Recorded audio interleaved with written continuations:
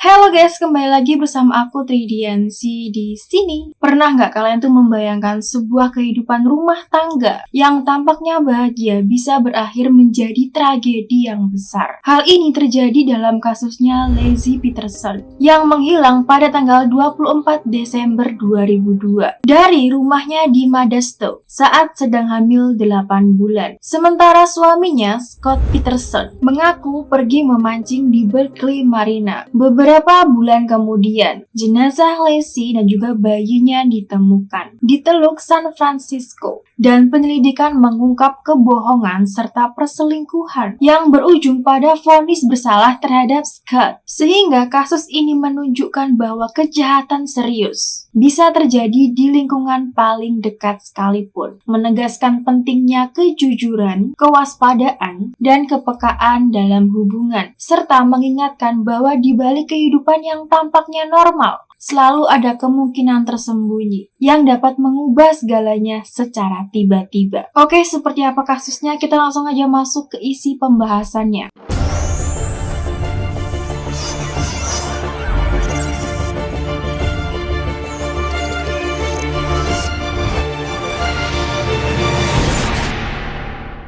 Kasus pembunuhan Laci Peterson dan juga putranya yang belum lahir, yang diberi nama Connor, merupakan salah satu kasus kriminal yang terkenal di Amerika Serikat, yang terus menjadi perhatian publik hingga lebih dari 2 dekade kemudian. Peristiwa ini bermula pada tahun 1994, ketika Laci Rocha bertemu dengan Scott Peterson saat keduanya masih menjadi mahasiswa di California Polytechnic State University di San Luis Obispo, California. Pertemuan mereka berawal dari situasi yang sangat sederhana. Laci tertarik kepada Scott yang bekerja di sebuah restoran tempat ia makan, lalu meninggalkan nomor teleponnya, yang kemudian menjadi awal dari hubungan yang semakin dekat. Seiring dengan waktu, hubungan mereka berkembang menjadi serius, dipenuhi dengan dinamika khas pasangan muda, hingga akhirnya mereka memutuskan menikah pada tahun 1997. Setelah menikah, keduanya sempat mengelola usaha kecil bersama, sebelum memutuskan untuk pindah dan menetap di Modesto, sebuah kota yang dikenal tenang di wilayah lembah tengah California, dan juga merupakan kampung halaman dari Laci, sehingga memberi mereka dukungan dari keluarga dekat. Memasuki tahun 2002, kehidupan mereka dari luar tampaknya tuh stabil dan berjalan dengan normal. Mereka tinggal di lingkungan perumahan yang relatif aman, menjalani rutinitas sehari-hari layaknya pasangan muda lainnya, serta mulai mempersiapkan diri menuju fase baru sebagai orang tua. Pada saat itu diketahui Laci itu sedang mengandung 8 bulan, dan pasangan ini telah merancang masa depan mereka bersama, termasuk menantikan kelahiran anak pertama mereka yang diberi nama Connor, sebuah momen yang seharusnya menjadi titik kebahagiaan dalam kehidupan rumah tangga mereka, sebelum akhirnya berubah menjadi awal dari tragedi yang tidak dibayangkan oleh banyak orang. Peristiwa tragis ini dimulai pada tanggal 24 Desember 2002, malam Natal, di rumah pasangan tersebut di Modesto, ketika suasana yang seharusnya dipenuhi dengan persiapan hari raya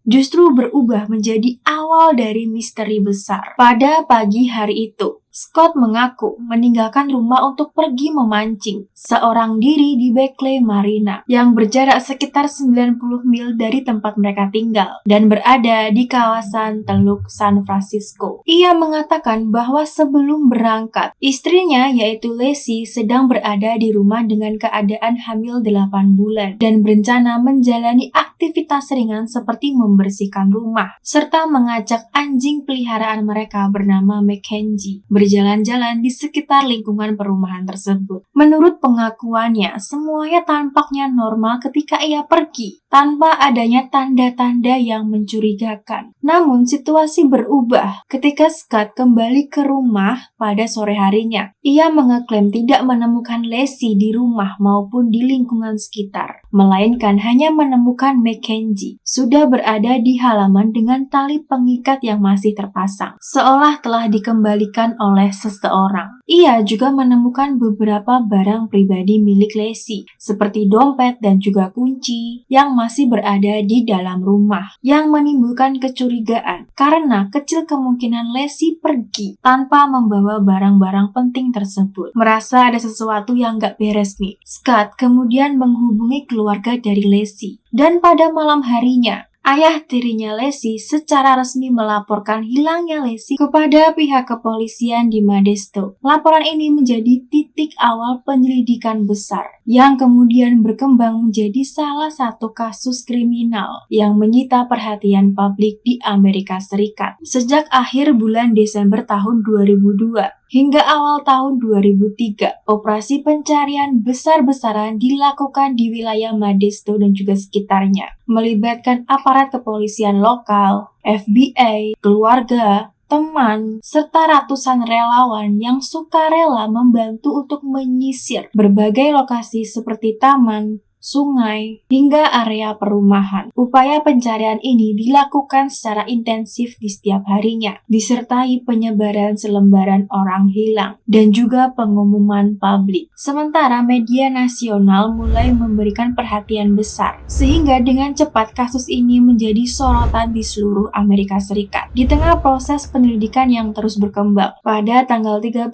Desember 2002, muncul perkembangan yang penting ketika seorang wanita bernama Amber Frey, seorang terapi pijat di Fresno, menghubungi polisi dan mengungkapkan bahwa dia memiliki hubungan romantis dengan Scott Peterson. Ia menjelaskan bahwa hubungan tersebut telah berlangsung beberapa minggu sebelum Lacey menghilang. Dan selama itu, Scott mengaku bahwa dia itu adalah seorang pria lajang, bahkan menyebutkan bahwa dirinya adalah seorang duda yang menjalani kehidupannya sendiri. Sebuah pengakuan yang jelas bertentangan dengan fakta yang sedang terjadi, bahwa Scott masih menikah dan memiliki istri yang sedang hamil. Informasi ini langsung menjadi fokus utama dalam penyelidikan ini, yang menunjukkan adanya kebohongan yang signifikan. Polisi kemudian meminta Amber untuk bekerja sama untuk mengumpulkan bukti, termasuk merekam percakapan telepon antara dia dan juga Scott tanpa pengetahuan dari Scott sendiri. Dalam rekaman-rekaman tersebut nih, Scott terdengar terus berkomunikasi dengan Amber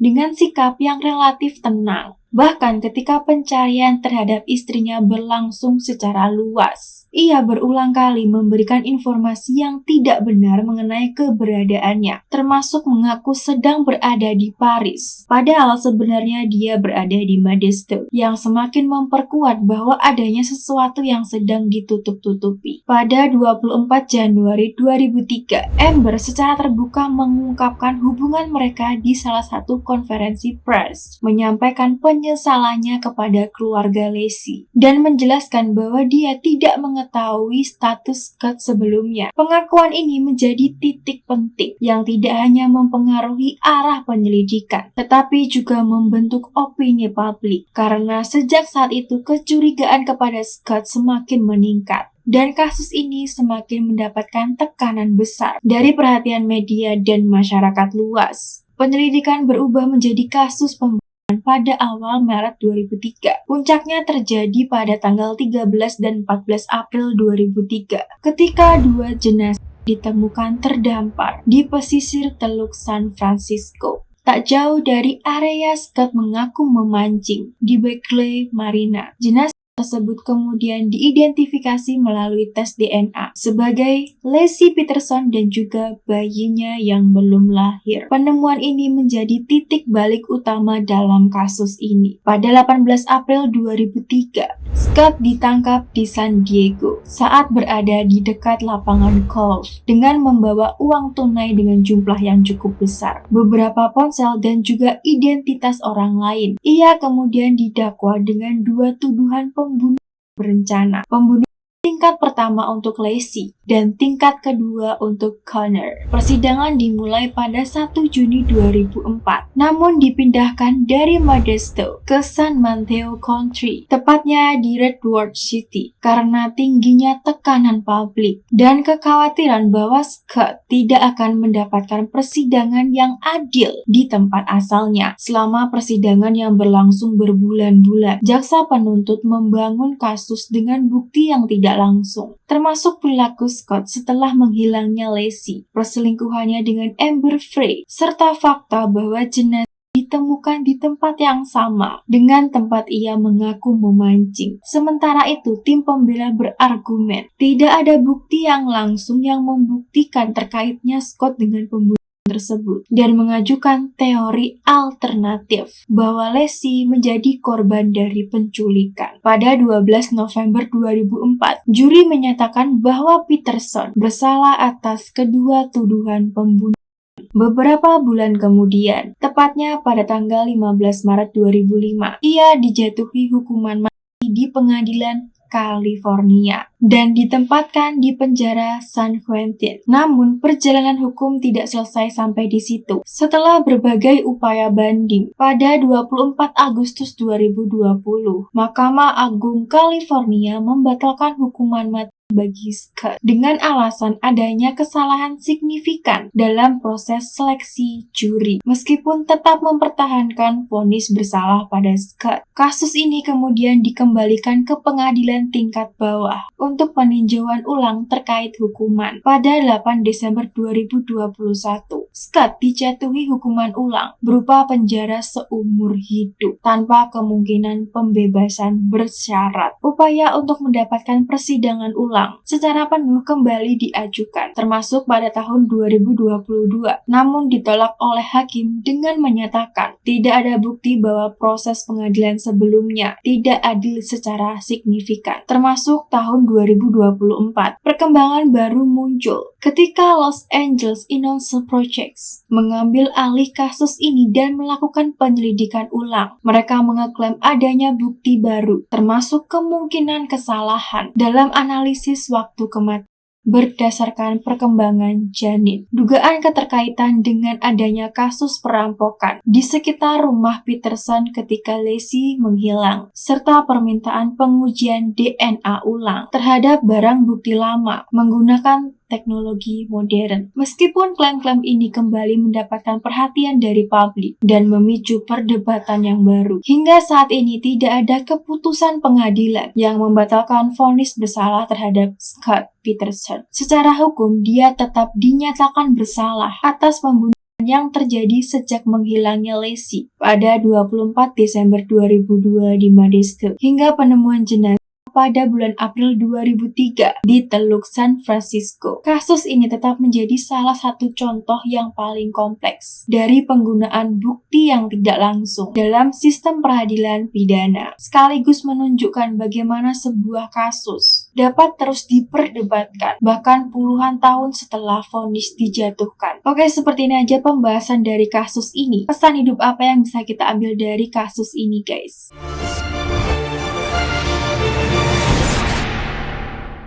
Dari kasus Lacey Peterson dan juga Scott Peterson, kita belajar bahwa kejahatan tidak selalu terjadi di situasi yang mencurigakan dan berbahaya, tetapi bisa muncul di situasi kehidupan yang tampaknya biasa aja dan harmonis. Hubungan rumah tangga yang di luar terlihat baik-baik aja, ternyata dapat menyimpan konflik atau tekanan yang tidak terlihat oleh orang lain. Kasus ini mengingatkan bahwa realitas tidak selalu sama dengan apa yang tampaknya di permukaan, sehingga penting untuk tidak menilai sesuatu hanya dari kesan luarnya saja. Lebih jauh lagi, kasus ini menunjukkan pentingnya kejujuran, komunikasi, dan tanggung jawab terhadap hubungan pribadi. Kebohongan kecil yang terus berlanjut dapat berkembang menjadi sesuatu yang lebih besar dan bahaya. Selain itu, kasus ini juga menunjukkan bahwa perilaku seseorang, baik sebelum maupun setelah kejadian berlangsung, dapat menjadi petunjuk penting untuk mengungkap sesuatu sesuatu dalam konteks yang lebih luas. Hal ini mengajarkan bahwa integritas dan keterbukaan adalah hal yang mendasar yang tidak boleh diabaikan dalam kehidupan sehari-hari. Pada akhirnya, peristiwa ini menjadi pengingat bahwa keadilan membutuhkan proses yang panjang, teliti, dan seringkali kompleks. Tidak selalu ada bukti langsung, namun rangkaian fakta dan perilaku menjadi gambaran besar tentang apa yang sebenarnya terjadi. Kasus ini juga mengajarkan bahwa sebagai masyarakat, kita perlu lebih peka terhadap lingkungan sekitar, menghargai proses hukum, serta memahami bahwa setiap tindakan memiliki konsekuensi yang besar. Di balik kehidupan yang terlihat biasa aja, selalu ada kemungkinan yang tidak terduga terjadi, sehingga kewaspadaan, empati, dan tanggung jawab tetap menjadi hal yang sangat penting. Oke, sampai sini aja perjumpaan kita kali ini. Kalau ada informasi yang kurang tepat ataupun ada hal yang perlu diluruskan, aku sangat terbuka untuk dikoreksi lewat kolom komentar, guys. Supaya aku bisa terus belajar untuk menyampaikan kasus berikutnya dengan lebih baik lagi. Terima kasih banget buat kalian yang sudah menonton, mendukung, dan juga memberikan masukan buat aku. Aku benar-benar menghargai setiap kritik dan saran dari kalian, karena semuanya akan jadi bahan pembelajaran berharga buat aku untuk bisa terus berkembang. Sekali lagi aku ucapkan terima kasih dan semoga kita bisa tumbuh bersama dan belajar bareng-bareng di setiap kasus berikutnya. Kalau kalian tuh ada ide aku bahas kasus apa lagi, langsung aja komen di kolom komentar, guys. Kalau aku ada salah-salah kata, mohon dimaafkan. Aku Tridiansi.